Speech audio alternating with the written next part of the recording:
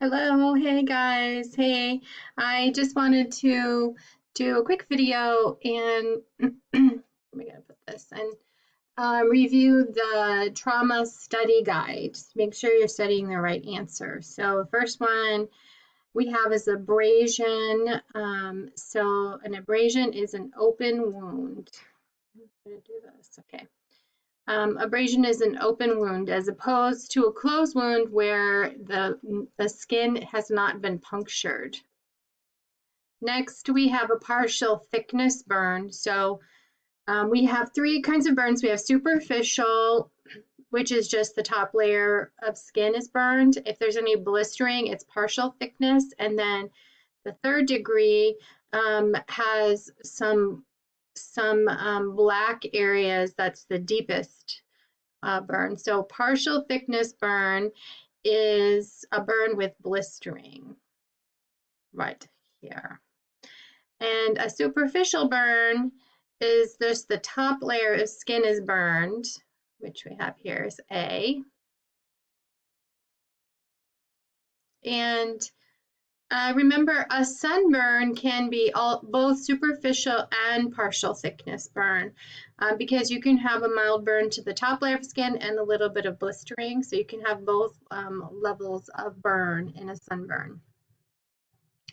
Okay, next we have evisceration. So an evisceration is when there's some kind of abdominal wound, mostly like a stabbing or gunshot wound, and the organs protrude outside of the body from the wound. And we cover that with a moist dressing. So an evisceration is when the abdominal tissues are outside of the body and we cover them with a moist dressing.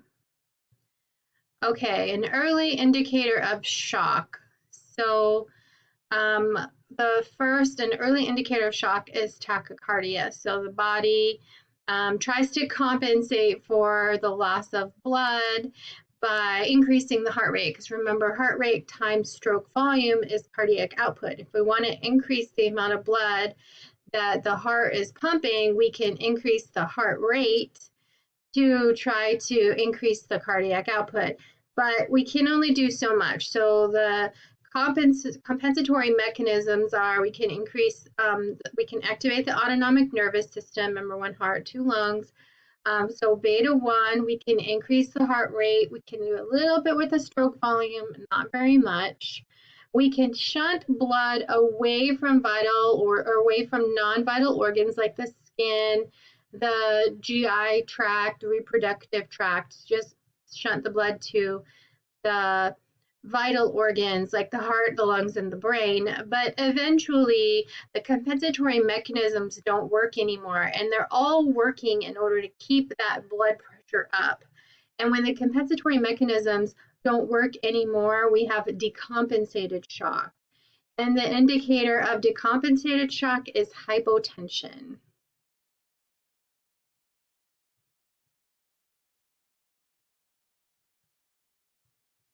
Okay, open fracture. So we've got a fracture and we have a break in the skin. So fracture with a break in the skin, and we cover it or stabilize it with a bulky dressing. A bulky dressing is just like a big mass of dressing, like ABD pads and a bunch of 4x4 gauze, and we can kind of wrap it to contain it. So an open fracture definitely has to have a break in the skin. Okay, basilar skull fracture. Remember, this is at the base of the brain, not the occipital region of the brain.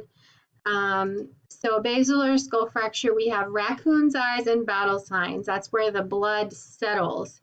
It's not usually initially right at the time of the injury, a few hours later, and the blood will settle at periorbital ecchymosis, so around the eyes, which give you a sign of a raccoon's eyes, and then mastoid ecchymosis. So the mastoid bone is here behind the ear, and the blood will settle right here, and that's battle signs. So basilar skull fracture is raccoon's eyes and battle signs. And last but not least, an arterial bleed. And purple. Oh, that's too dark. there we go, arterial bleed, and that is profuse bleeding, and there's spurting of the blood with each heartbeat, so pulsatile. And the treatment for that is direct pressure. If that doesn't work, tourniquet. Treat for shock, so lay supine, oxygen, and keep the patient warm, blanket. Okay, let's do this. Pick the dressing intervention. So we'll start up here. We've got an evisceration. So what do we do for an evisceration? That is see a moist dressing. What is the dressing we use for a burn? On burns, we do dry, sterile dressing. We do that because we don't want to lose any heat. The skin is a big protector of your body and of the temperature and fluids. And so when the skin has been burned and we add moisture, we're really going to drop the patient's temperature. So for that reason, we use a dry, sterile dressing.